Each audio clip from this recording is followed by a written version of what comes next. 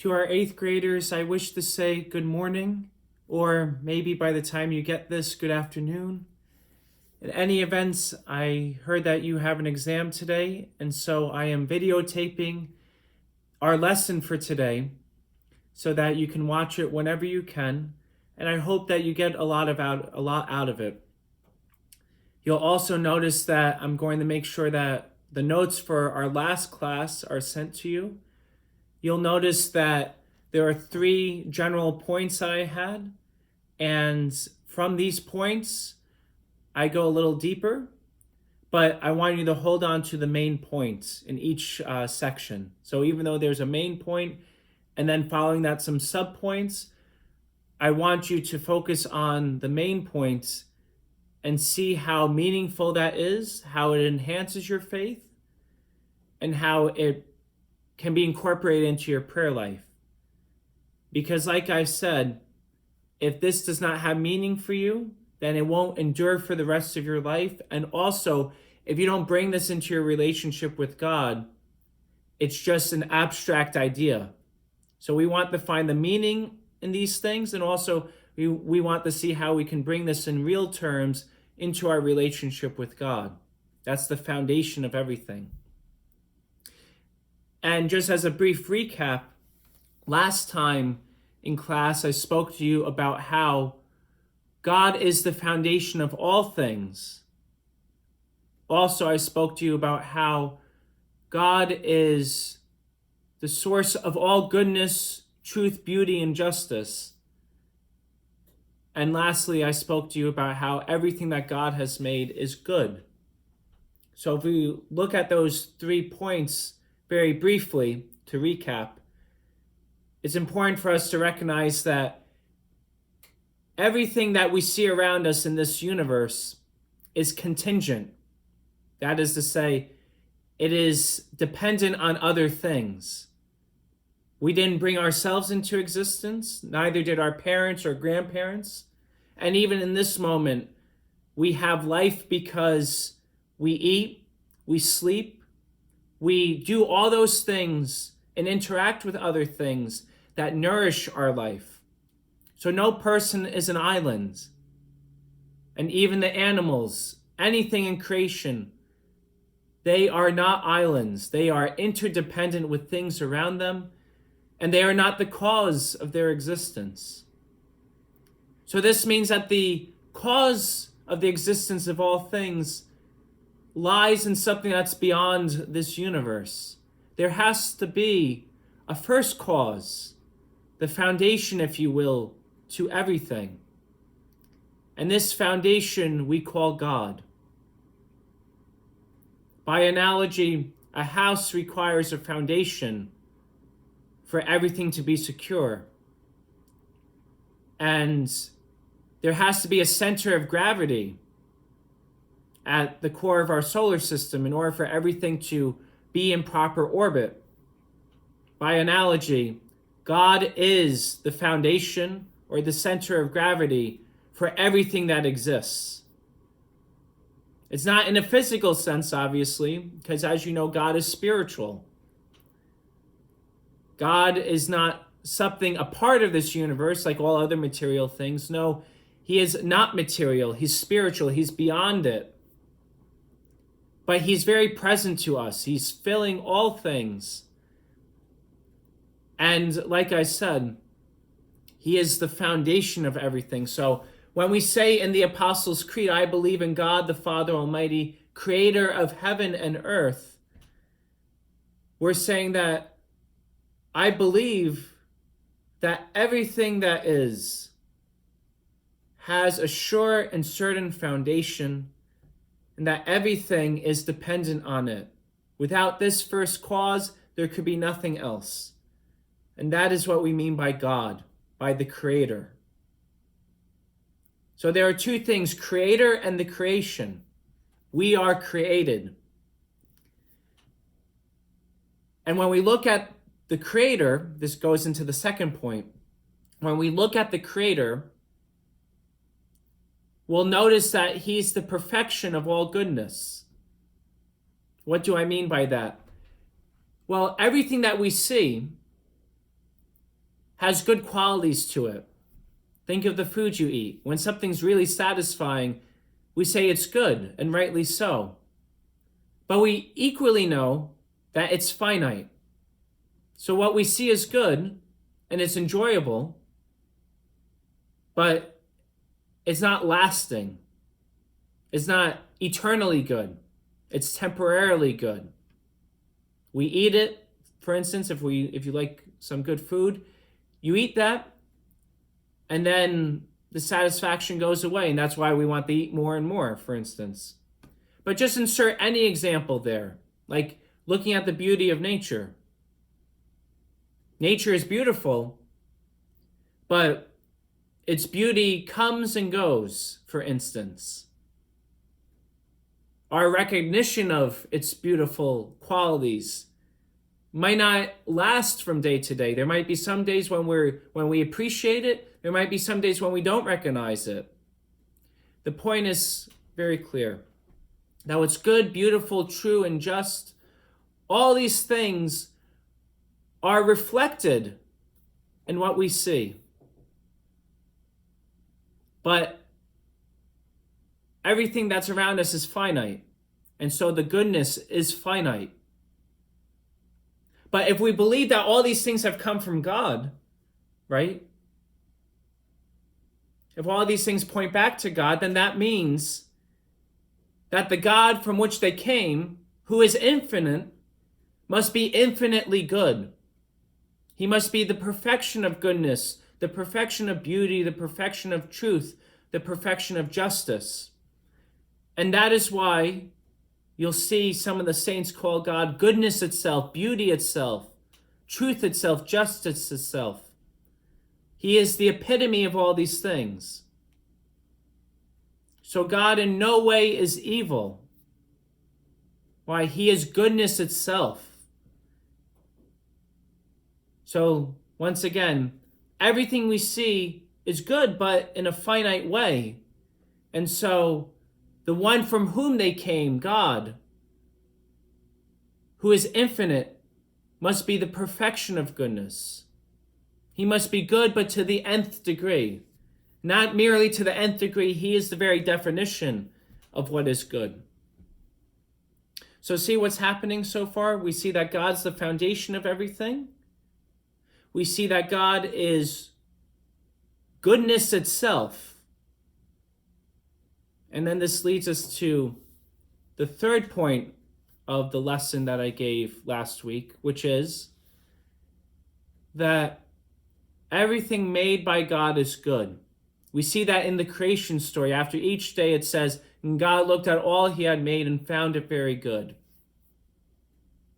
And the book of Wisdom speaks about how everything that God made is wholesome and there's no destructive drug among them. That's interesting how that's phrased.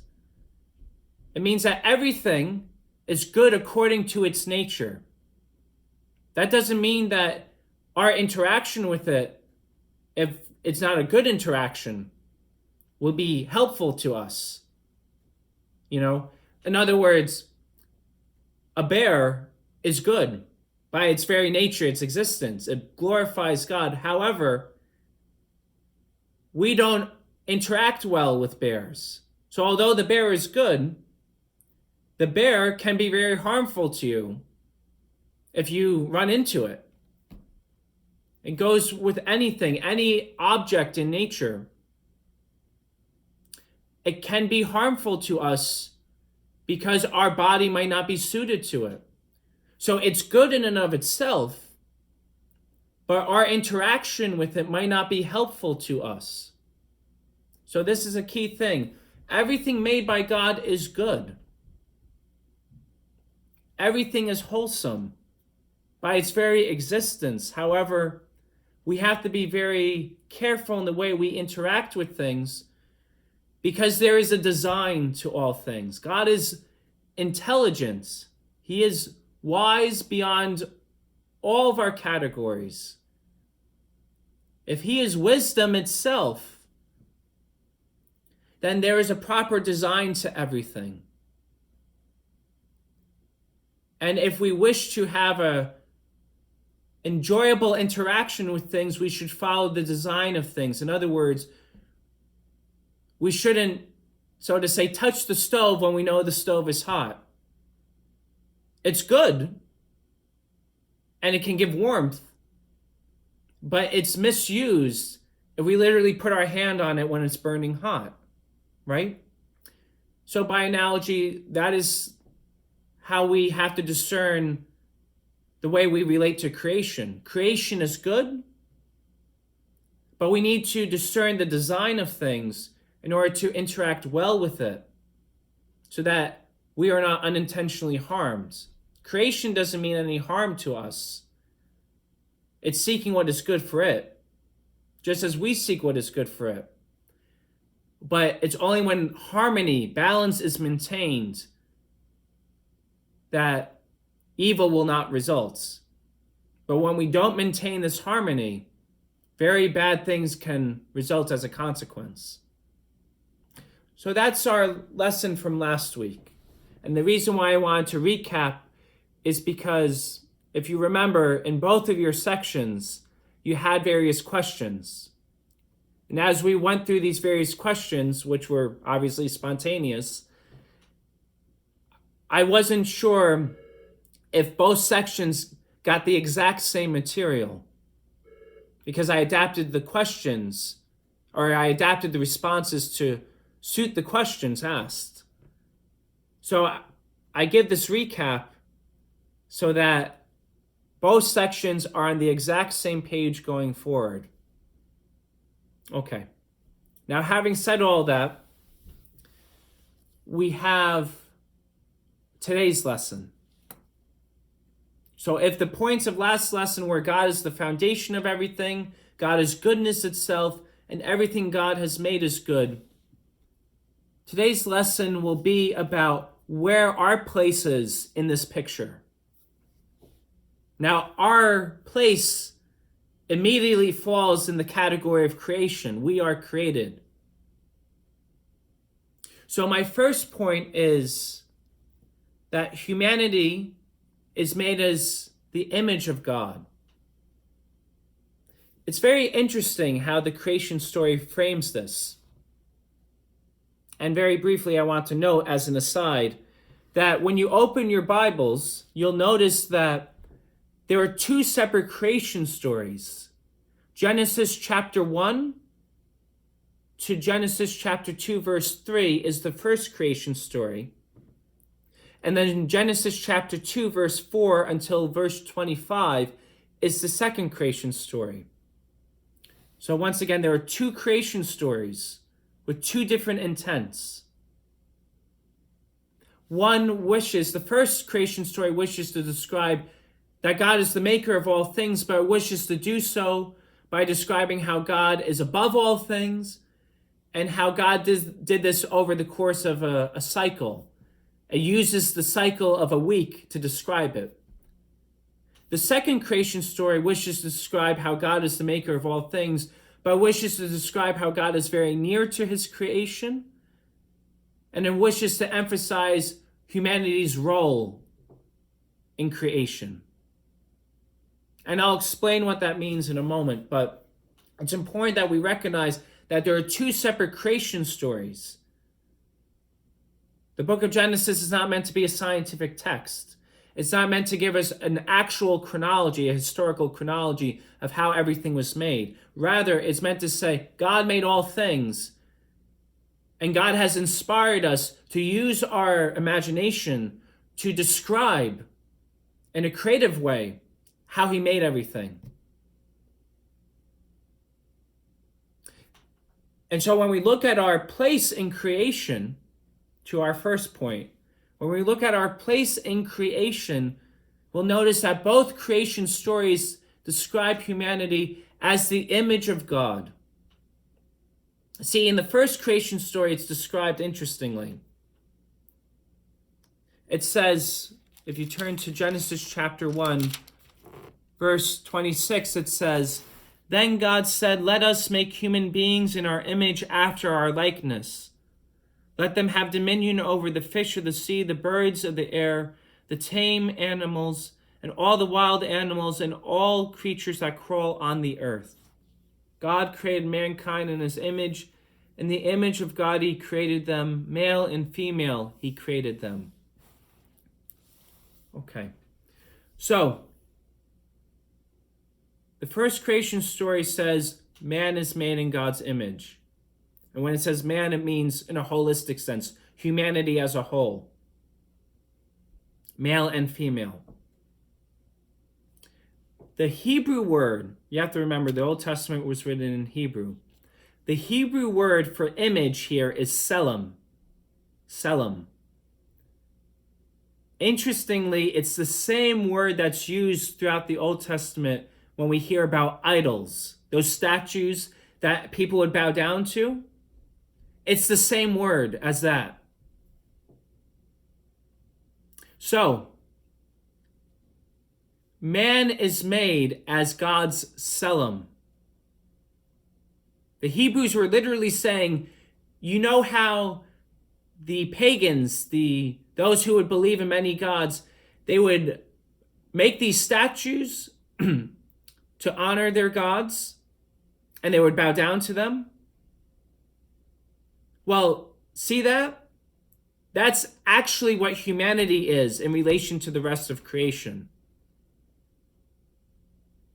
So the reason why in the Old Testament there is no allowance for idols, for the statues of gods and goddesses and so on, to bow down to them, it's not merely because those gods and goddesses don't exist, right?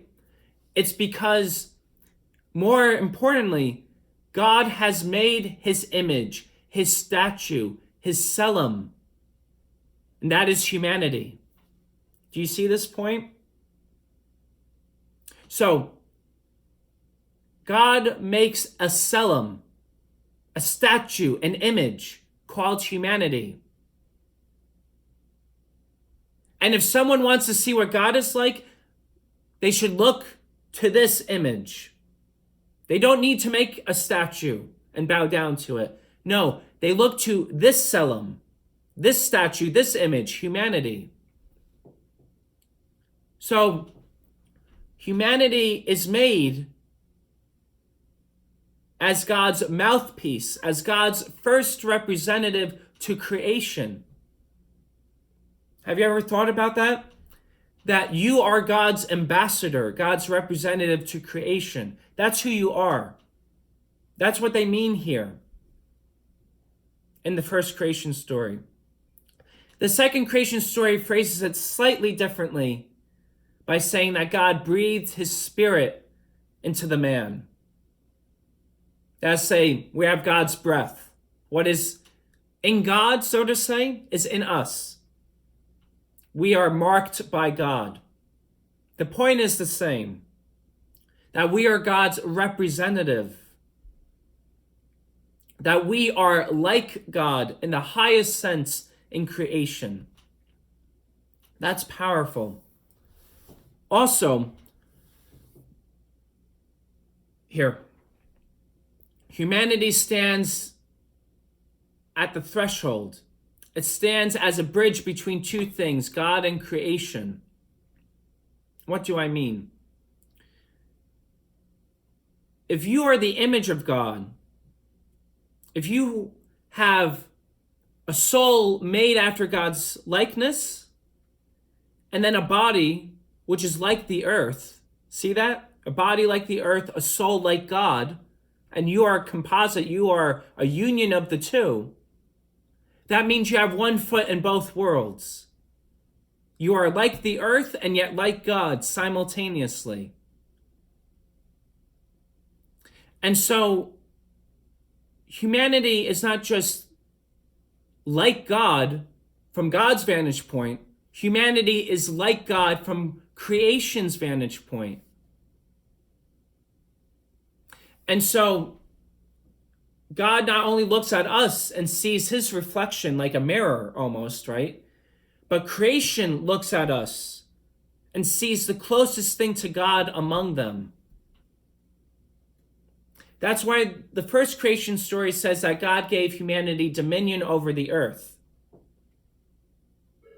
The second creation story phrases it slightly differently. It says that God made Adam the steward of the garden. Both images convey the same point. Man is not meant to misuse and be excessively authoritative over creation. No. Dominion means stewardship. It means that we've been given this as a gift by God, and we are to use it well. So notice, everything is a gift, and we have been entrusted with the gift. So mankind has dominion or stewardship over creation, not to misuse it, but once again to discern how to properly use it and to be the good image of God to it. If you mistreat an animal, you are not being the image of God to it. You are not exercising proper dominion or stewardship over it. That's disorder. That's a lack of harmony. That is sin. And we'll get to that in a moment. But notice, this first point is that humanity stands at the center between God and creation. We are the Selim, the image, the statue of God, in which God looks at us and sees his likeness, in which creation looks at us and sees the closest thing to God among it. You are God's mouthpiece, God's first representative. The second point is the equality of the genders. Notice how the first creation story says male and female. It says God created mankind in his image. In the image of God, he created them. Male and female, he created them. Notice, the first creation story says that humanity, male and female, are equally made in God's image. So even though, and I know one of the sections asked me questions about this last time, even though we might live in a culture, or at least the ancient Jews lived in a culture that was very male dominant, God can write straight with crooked lines. In other words, God can take something that's misunderstood and bring something good out of it. And this is what happens here. In the midst of a culture that is male dominant, God is able to say that in the beginning, God made male and female equal. They might not have treated and practiced women as equals to men, but God is teaching them right here. From the beginning, that is not God's design. God made male and female as equals. And that is why the creation story says, in the image of God, he made them, male and female, he created them. Now, in the second creation story, it's phrased slightly differently. It says, and once again, this is not a scientific piece. It says God made the man first, then he made the animals. But when it's clear that the animals were not a perfect complement to the man, God made a woman who became known as Eve, and he made the woman to be the perfect complement to the man. You can only be the perfect complement to something else if you are equal to it, right? So notice, the second creation story phrases it differently, but it's the same point. The man is made first, the animals are made second, but when it's realized that the animals are not the perfect complement of the man, woman is made to be the perfect complement of man. In other words, the female gender is the equal to the male gender. Do you see that? So the two creation stories express the point differently, but the point is the same. Male and female are equal in the sight of God, and obviously this presumes that all races, cultures, and so on are equal in the sight of God. It does not matter what your gender is, what culture you are from, what race you have. etc., etc., all are fundamentally equal in God's eyes. And so to treat someone as inferior because of their gender, because of the color of their skin, etc., that is immoral. That is evil. And that is found in the creation story, or the foundation for that statement is found in the creation story. Okay, so once again, the first point of this lesson was humanity is God's image, not just before God, but before creation. And it's given a stewardship. That's what dominion means here. It's stewardship, not I have authority and I can use it how I want. So that's the first point. The second point is that male and female are equal according to the creation story. And this is in spite of the male-dominant society it was written in. God can speak through us in spite of ourselves. And like I said, each creation story expresses this point differently, in different ways, but it's the same point. And now the third point, the fall of humanity. See, when God, according to the first creation story, when God made everything, at the end of each day, he said it was good. But when he made humanity at the end of the sixth day, God says everything is very good. So in other words, humanity as the image of God, as the head of creation, if you will, completes creation. Humanity completes the picture of creation. It's the last puzzle piece. So everything is good before humanity is made, and then after humanity is made, God looks at the whole picture and says it is very good. Well, if that is the case when humanity is acting properly, then you can imagine how much disorder will follow when humanity acts improperly. And that's the third point. Sin is the misuse of God's gifts.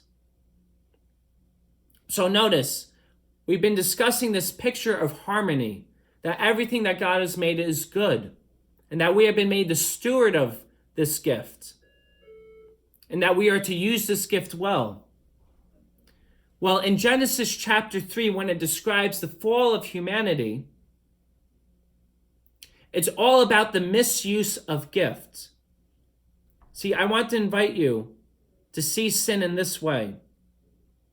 And we'll go into this more deeply in the next lesson.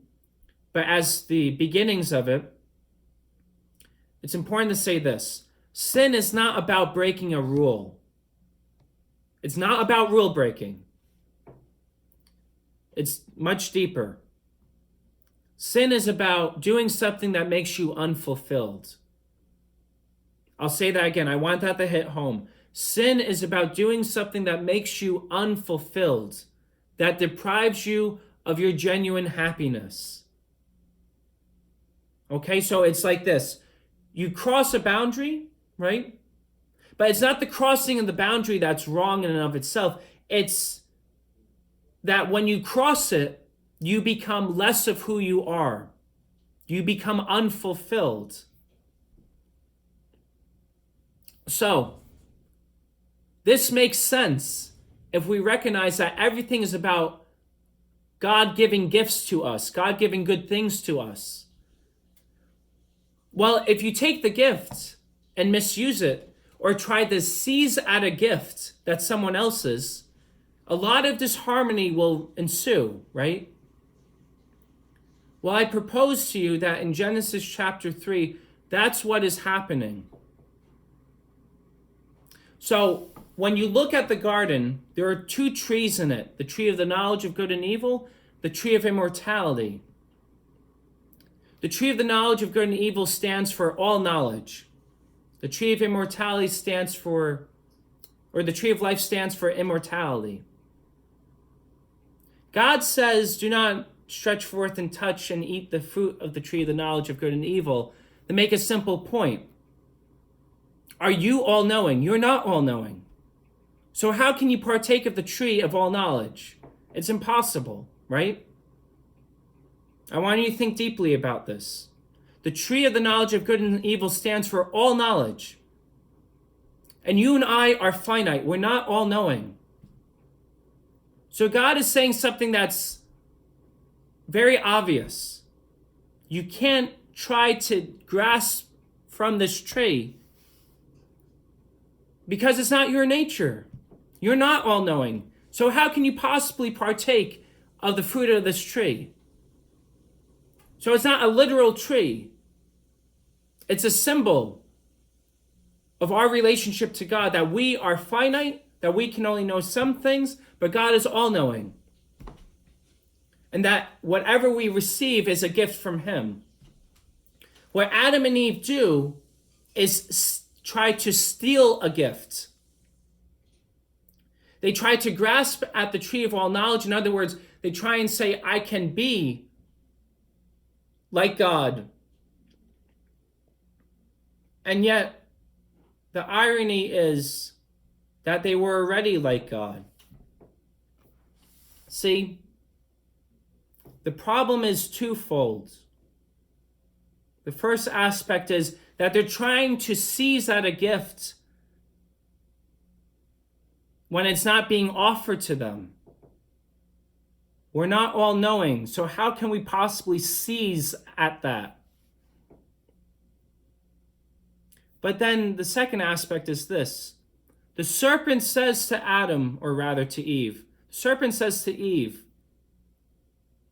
that God knows that when you partake of the tree, you will be like God, knowing good and evil. The lie of the serpents is very nuanced. I ask you, were Adam and Eve already after God's image and likeness? Yes, they were, right? Well, notice what the serpent is saying to them then. He's saying, if you do this, you will be like God. So he tricks them.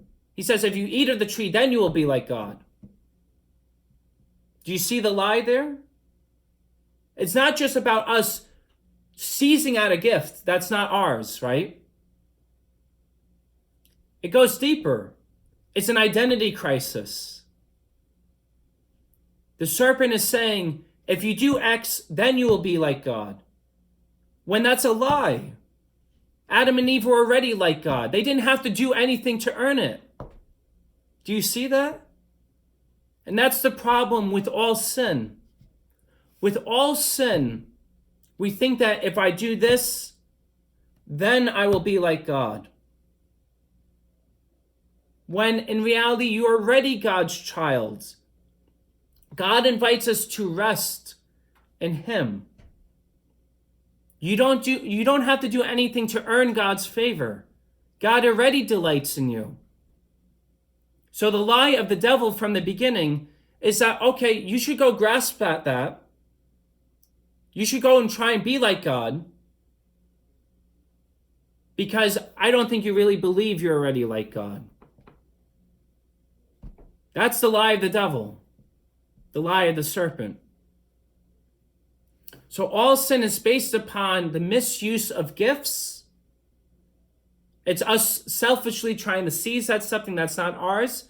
But the reason why we try and seize at it, or try and grasp at it, is because we've bought into a lie that when I do this, that's when I really become like God.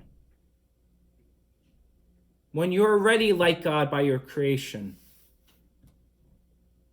And what follows in the rest of Genesis chapter 3, disorder follows, right? You know, if God is meant to be our center, our foundation, if we step aside from that, everything collapses, right? So when we try and become like God on our own terms rather than resting in how we are already made in his image, we're already his representative to creation, then our relationship to God and creation breaks down. And so the creation story says that death results. Nature, so to say, rebounds and rebels against us. So death results. And also, we become estranged to one another. What does Adam do? Adam names Eve after the fall. This is an important detail. Before the fall of humanity, Adam was only capable of naming the animals because the animals were subordinate to him. He had stewardship over the animals. They were less than him, and so he could name them. Naming them signified authority over them. The moment the fall, that was not the case with Eve. Adam did not name Eve before the fall. Adam was simply the man, Eve was simply the woman before the fall. But after the fall happens, Adam immediately names Eve. Is that because God gave him permission to do so? No. It's because mankind began to see women as inferior as a result of sin. Remember what I said. By creation, God made man and woman equal. And that's the case even today, even after the fall. But because of our broken heart after the fall, we began to look at others as inferior to us. And so all misogyny, all racism, everything negative in human relationships falls or comes from the fall. It's not in the divine design. All of our relationships break down once we try to misuse these gifts. Do you see that? It's very interesting. So Adam only names Eve after the fall, which symbolically means that he saw Eve as his subordinate, just like the animals. That's sin. That's the result of evil and brokenness.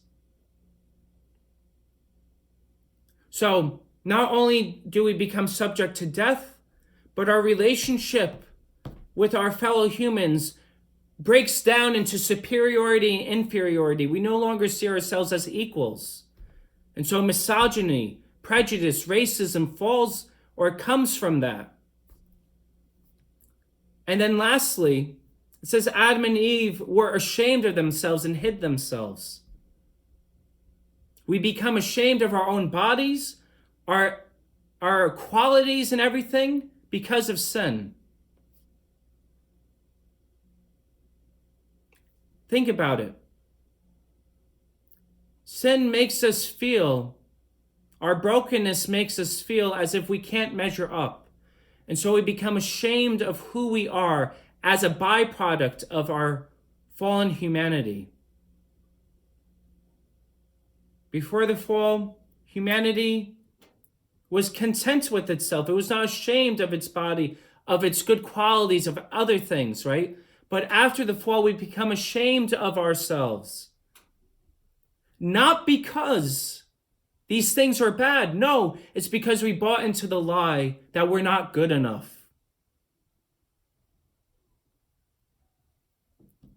So the third point, like I said, is that the fall of humanity is about us trying to grasp at a gift that has not yet been given to us. But the reason why we grasp at it is because we think, well, if I do this, then I will be really like God. We underestimate how good we are in God's eyes. And so we take other things and try and fill a void. But in reality, we were good from the beginning. We didn't need to seize at something to become like God. We were already like God. But the lie of the devil is that you're not good enough. And so that's why we begin to see others as superior and inferior. That's why we become ashamed of our own bodies. That's why death results. So I hope this lesson has been meaningful. I hope you have gotten many good points out of it. I will update the notes so that the notes going into next week will reflect what we just discussed this week. But as you'll know from your teachers, the notes for last week will be coming out with this video so that you can follow those notes from last week, which I recapped for the first 10 minutes or so of this video. So I hope you have a good Friday, a blessed weekend, and I hope your tax exam went well. I can't wait to see you guys in class next Friday, and may you have so many blessings from God and rest secure in your identity as God's representative to creation. Rest in that. So may you have a blessed day. Peace.